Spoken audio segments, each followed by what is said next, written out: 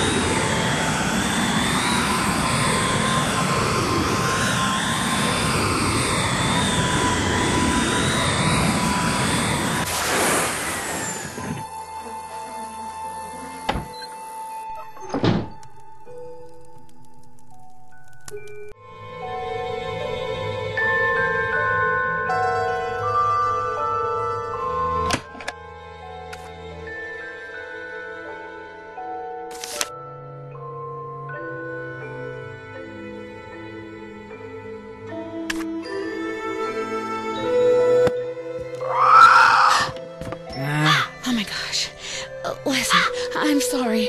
I shouldn't be in here. This is your home, isn't it? My name's Nancy Drew, and you're Fiona, right? Fiona Malloy? Fiona, listen. I didn't mean any harm. See, I'm looking for someone. A young man named Matt. I don't suppose you've seen him. Fiona?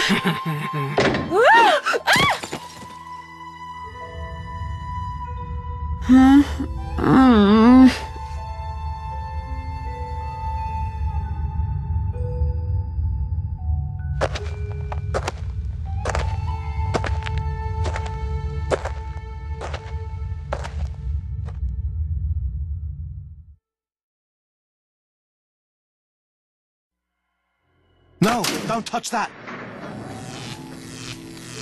No! Nuts. Well, now you're trapped over there and I'm trapped over here. No harm done. I take it you're Matt. I'm Nancy Drew, the maid of honor. Thrilled, I'm sure. You wouldn't happen to have a tunnel boring machine in your pocket, would you? Or food? Do you have any food on you? A biscuit or two? Some crisps? Cocoa Kringle? Anything? Sorry. Oh, the only thing that woman in the shabby dress ever gives me are carrots and potatoes and such. I've been wandering around down here for days. I want something full of sugar and nice, greasy fat. You know, real food. She feeds you?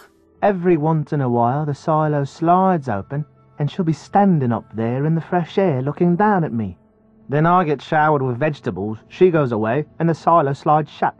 Whenever I talk to her, she kind of grunts as if she understands what I'm saying, yet she refuses to help me. It's like I'm her pet or something, and now there's two of us. Dibs on the potatoes. Why did this door shut when I pulled that switch?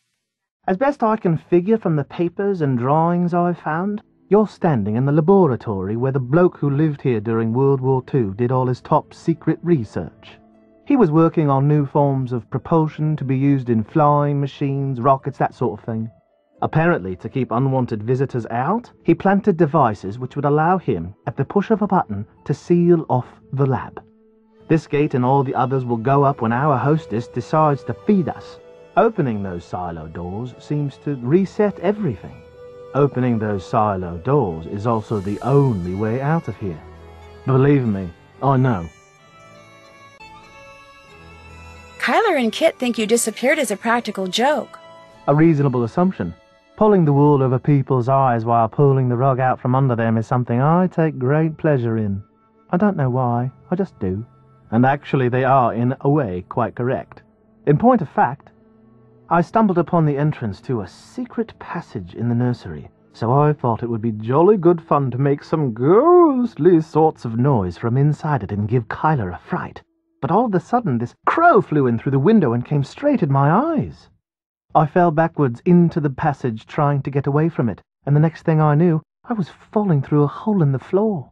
Fortunately, I only fell about 2 meters. So I got to my feet, and since it was dark and my glasses were knocked off when that crow attacked me, I started feeling my way along the wall, looking for a ladder or something so I could climb back up.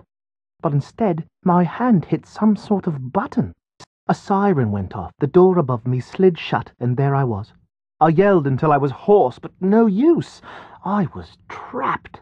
So I felt my way along the tunnel, looking for another way out, until I got to the lab you're standing in, at which point I blundered into the button you just pressed, siren goes off, door comes down, and suddenly I'm even more trapped. Not long after that, the doors at the top of the silo slid open, so I looked up, and by squinting really hard, I could see an old woman with long hair, wearing a long ratty dress, just standing there, looking down at me. I called to her, told her who I was and what had happened. I told her everything, called to her till I went hoarse again, but she just stood there. I even tossed my ring up to her, saying, "Go ahead, keep it, just get me the heck out of here." Nothing.